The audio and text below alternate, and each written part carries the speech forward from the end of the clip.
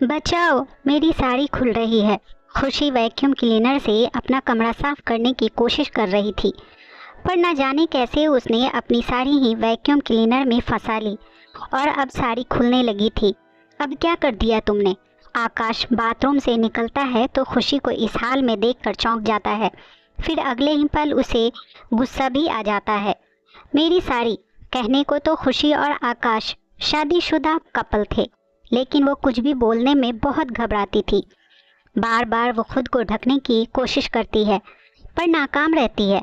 जब तुम्हें vacuum cleaner चलाना नहीं आता है तो चलाने की कोशिश क्यों कर रही हो? गंवार की गंवार ही रहोगी। आकाश स्विच बटन बंद करके खुशी की साड़ी निकाल देता है, लेकिन गुस्से में उसकी आंखें लाल हो गई थी। खुशी और आकाश की कहानी एक ऐसी शादी की कहानी है जो प्यार और समझ के बजाय समझौतों और मजबूरियों पर टिकी हुई है।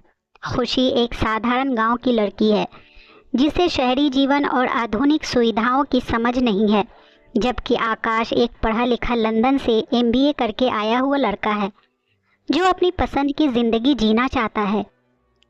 उनकी शादी दोनों के पिता के बीच हुए एक ज़मीन के सौदे के बदले में हुई है, जिसमें ना तो खुशी की इच्छा थी और ना ही आकाश की। खुशी को आकाश के व्यवहार से लगातार चोट पहुंचती है।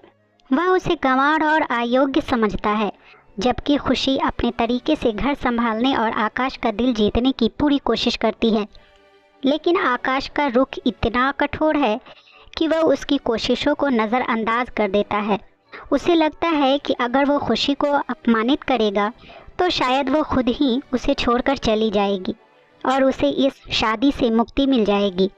लेकिन कहानी में एक मोड़ आता है जब आकाश की माँ खुशी की तरफदारी करती है।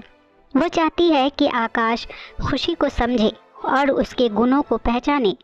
एक दिन जब आकाश ऑफिस से लौटता है तो वो देखता है कि खुशी ने उसके पसंदीदा खाना बनाया है।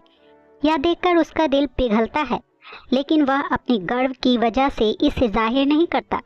धीरे धीरे आकाश को एहसास होने लगता है कि खुशी उसके लिए कितनी मेहनत कर रही है। वह उसकी सादगी और मेहनत को समझने लगता है। एक दिन जब खुशी बीमार पड़ती है तो आकाश उसकी देखभाल करता है और उसे एहसास होता है कि वह खुशी के बिना अधूरा है। कहानी का अंत खुशनुमा होता है।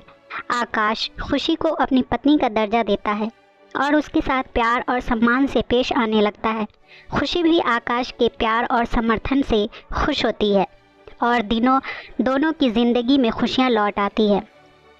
दोस्तों, यह कहानी हमें सिखाती है कि प्यार और समझ किसी भी रिश्ते को मजबूत बना सकते हैं, चाहे शुरुआत कितनी भी मुश्किल क्यों ना हो। दोस्तों, आपको ये कहानी दर्द भरी कैसी लगी हमें कमेंट में ज़रूर बताएं। प्लीज़ चैनल को लाइक और सब्सक्राइब ज़रूर कर दें। एक नई कहानी के साथ मैं आपसे फिर मिलूँगी। इस कहानी को सुनने के लिए आपका बहुत बहुत धन्यवाद।